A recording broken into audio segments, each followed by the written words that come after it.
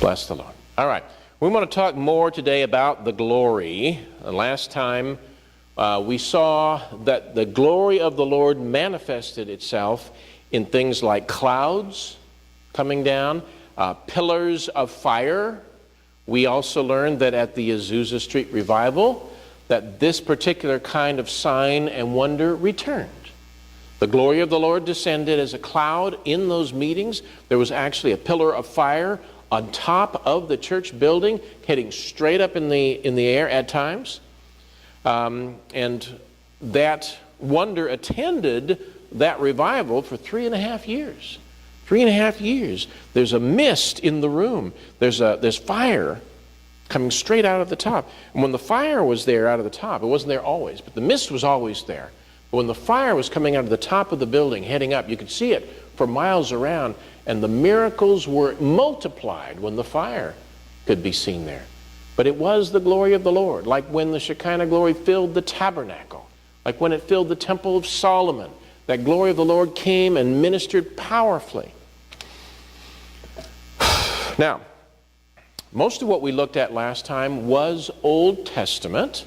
I'm going to actually start there again in Exodus. And this is an amazing conversation going on between Moses and the Lord in Exodus chapter 33. So head on over there. Exodus 33, starting with verse 18 through 23. Then Moses said, I pray thee, show me thy glory. Now Moses has seen a lot of things by this point. This is pretty late in the story with Moses, but he's asking to see the glory of the Lord. And he, the Lord, said, I myself will make all my goodness pass before you, and will proclaim the name of the Lord before you, and I will be gracious to whom I will be gracious, and will show compassion on whom I will show compassion. But he said, you cannot see my face. For no man can see me and live. Then the Lord said, behold, there is a place by me, and you shall stand there on the rock, and it will come about, while my glory is passing by, that I will put you in the cleft of the rock and cover you with my hand until I have passed by. Then I will take my hand away, and you shall see my back, but my face shall not be seen. And you know, that passage all by itself, without any description from me or any, description or any kind of understanding given from me, it's a fascinating passage in and of itself. Picture that, all right? There's Moses, who is about this big, right? That's how big he would be, right? And there is God, and he says, now I'm going to put you in the rock, and I'm going to cover you so you can't see my face, but you can see me passing by. How big is this God that is appearing before him? All right, that would have to be 6-foot-tall Moses, and multiply that, somebody do the math, how big is what he is seeing walking by him? And of course, that's God made small, because God is bigger than all that he's created at the same time. But he's appearing and talking to Moses at about, he's a half a foot Moses, right?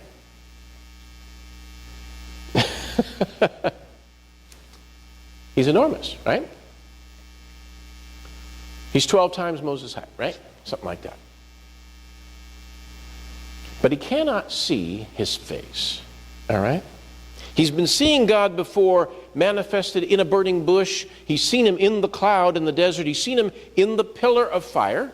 In other words, he's seen him in forms that somehow buffered and blocked some of the intensity of the glory of the Lord. We learned last time that God's glory chose to dwell in the cloud when it would come into the tabernacle, into the temple, all right? The reason for that is simple. The glory is too intense for a mere man to see. To see God's actual glorified face, you couldn't do it and live, all right? It's too intense. But he can come in the cloud. He can dwell in the cloud. There are certain things he can do to block so he doesn't destroy and consume the mere man from seeing all of the glory. So he shows himself glory. His glory falls as fire. It falls as a mist, falls as a cloud you can't see through. It's in order to protect the man from the full intensity of the glory of God, all right? Now, even shielded from us, though, in a cloud or in some other form, if you remember from last time, the glory always knocked them over, all right? And look at these New Testament occurrences. If you go to Matthew, verse 17. I'm sorry, chapter 17 in Matthew, verse 5. This is the story of the Transfiguration. While he was still speaking, and this was actually Peter was talking about, let's make tabernacles, let's do this, because we're seeing all these exciting things here. While Peter was actually still speaking, behold, a bright cloud overshadowed them, and behold, a voice out of the cloud saying, "This is my beloved Son, with whom I am well pleased. Listen to him." And when the disciples heard this, they fell on their faces and were much afraid. And Jesus came to them and touched them and said, "Arise, and do not be afraid." And lifting up their eyes, they saw no one except Jesus himself alone. All right? Now, I want you to look at this same kind of effect, a little bit different, but in John's Gospel, chapter 18.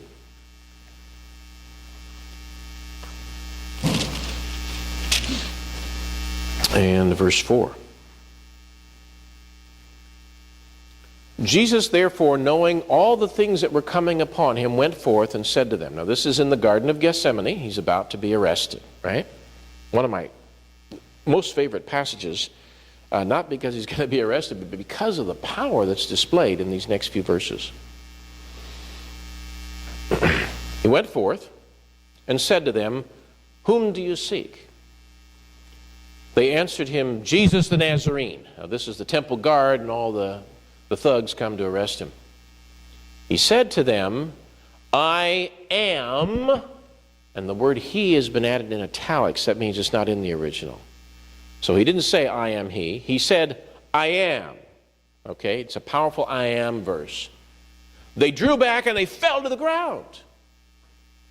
Again, therefore, he asked them, "Whom do you seek?" And they said, "Jesus the Nazarene." Now these guys are on their faces flat. Jesus answered, "I told you that I am he. If therefore you seek me, let these go their way." Okay? It was just a couple of extra things. I read it a couple extra verses more than we had up there. But they fell to the ground because he said, "I am," and power proceeded forth and knocked them over. And it's when they're on the ground, of course, that Peter cuts the slave's ear off. That's how he's able to do it. Because these guys are on their faces, on the ground like this, and it's pretty easy to come up and just do one little chop and chop the guy's ear off. That's how it happens. You can't cut a guy's ear off without taking his shoulder or his neck or his head, too, in the downward thrust. It's just not going to happen. But you can if he's on his face. Then it's very convenient for Peter to do his little cowardly thing. The guy was down on the ground and he chopped his ear off. But what made him go down on the ground? Okay. The glory is actually unleashed there for an instant. He says, "I am," and the power proceeds forth, and it knocks them all down as usual. Remember? In the temple, the Shekinah glory was too great. The ministers, the priests, could not stand to minister. They went down. All right? In the cloud, the Transfiguration, God starts to speak out of the cloud, and they all go down. The power is too great to stand up under. It doesn't matter how strong you are. We're a tough soldier coming from the temple. Boom! The power, the glory knocks them down, even when they are hostile and come up against the glory. All right? That's what it always does to mere men. But, this time in the garden, there doesn't seem to be any light. There doesn't seem to be any cloud. There doesn't seem to be any fire. But it's got to be the glory. It's the power. It's radiating forth from Jesus' presence and from Jesus' words. But somehow, the light of that glory is shielded by Jesus' flesh from them. All right?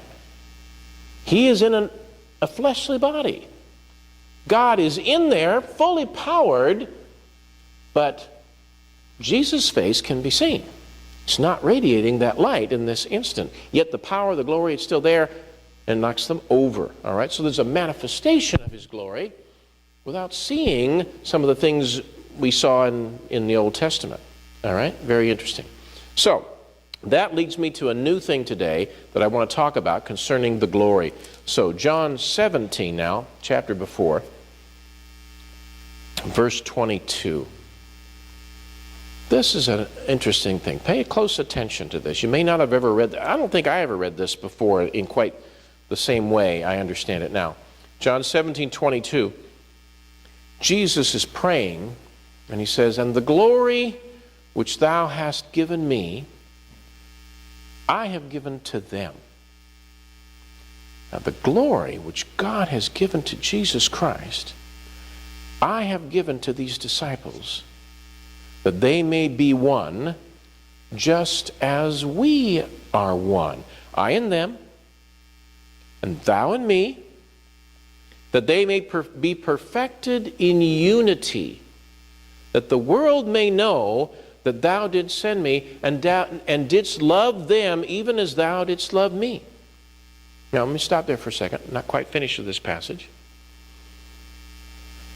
I've heard it preached on many, many times that if all the Christians would just get together, just come into some kind of unity, and churches and pastors, they get together and they form committees about unity, that if we would just get together and be loving, not have all this denominationalism, etc., we could just get together and the world could see that we are one, then we'd have a powerful ministry to the unbelievers. Okay? What I didn't see was this little statement about the glory. And no one has ever said that in their preaching on this passage. The glory which thou hast given me, I have given to them, that they may be one just as we are one. What makes all the believers come together really as one is if they are sharing the same glory, the glory that God gave Jesus Christ, that He has given then to us, or made available to us. If they're in that glory, then the whole world will say, oh, they're united, they're all together, yes. Well, the glory we've been talking about here is like fire, is like a mist, is like power that knocks people over. Yeah, if all the disciples are walking in that glory, then the world will say, yep, they are one. That glory that was in Jesus, we're seeing in them. You see, it's not just about getting organized and just being in agreement. It has to do with some kind of power that is beyond our everyday walk with Jesus Christ. It's talking about Azusa Street power. It's talking about Shekinah glory power. It's talking about knock them over on the top of the mountain kind of power. And He's saying, I'm praying that that glory is now in my disciples. Wow. That was different. In verse 24, Father, I desire that they also, whom thou hast given me, be with me where I am, in order that they may behold my glory. He doesn't just want them to be with Him. He wants them to see this glory that is in Him, which thou hast given me, for thou didst love me before the foundation of the world. Now, this variable of glory kind of changes everything a little bit for me. It makes the passage say something more than I had fully understood it to say before.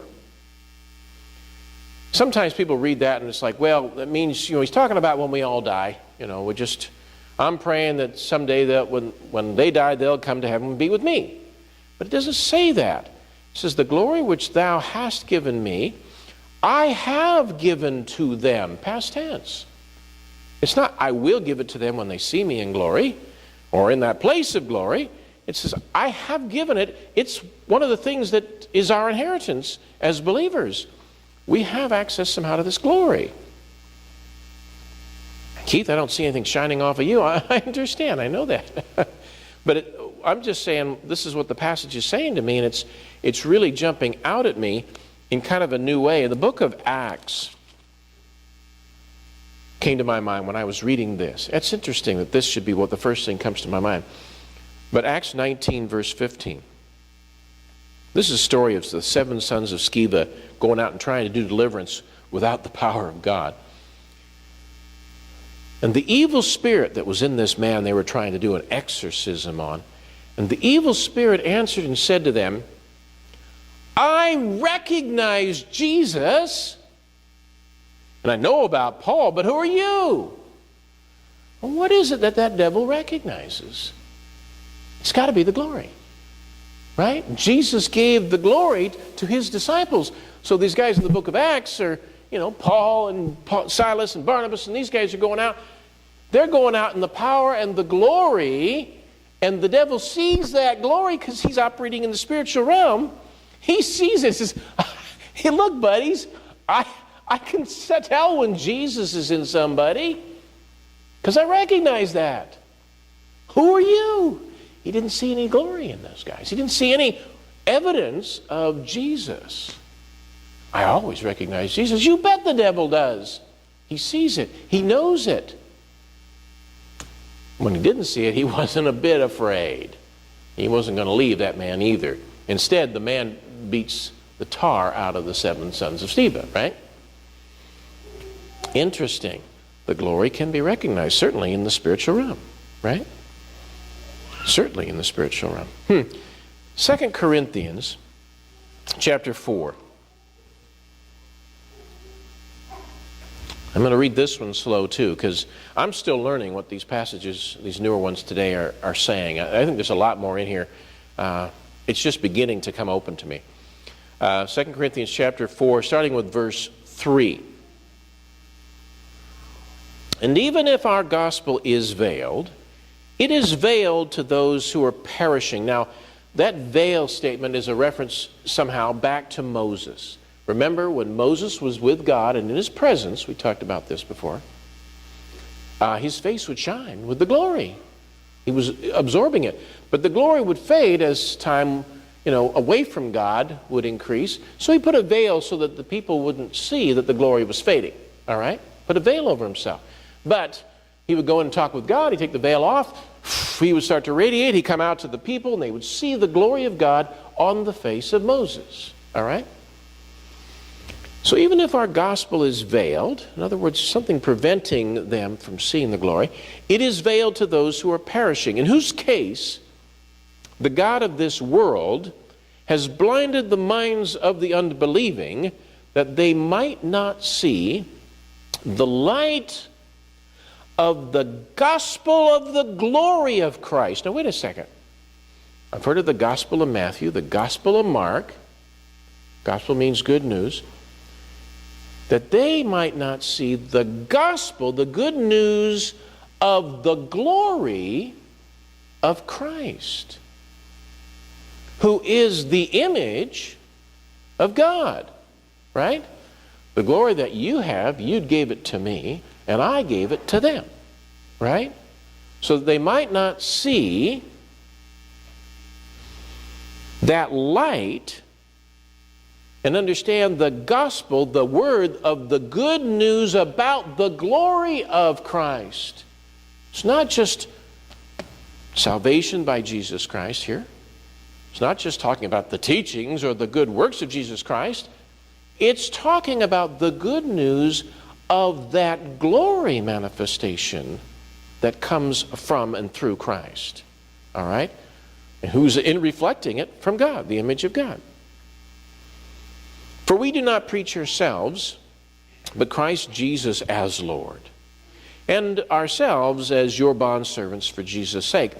For God who said, light shall shine out of darkness, is the one who has shone in our hearts. Okay, see that? Everything is a word about brightness, is about light shining. Who has shone in our hearts to give the light of the knowledge of the glory of God in the face of Christ. But we have this treasure in earthen vessels, that the surpassing greatness of the power may be of God and not from ourselves. All right? That's an interesting picture there. It's all about glory, but it has been packaged in our flesh so that we don't necessarily shine and people will worship us, but we can point them to Jesus Christ. We can point them to God.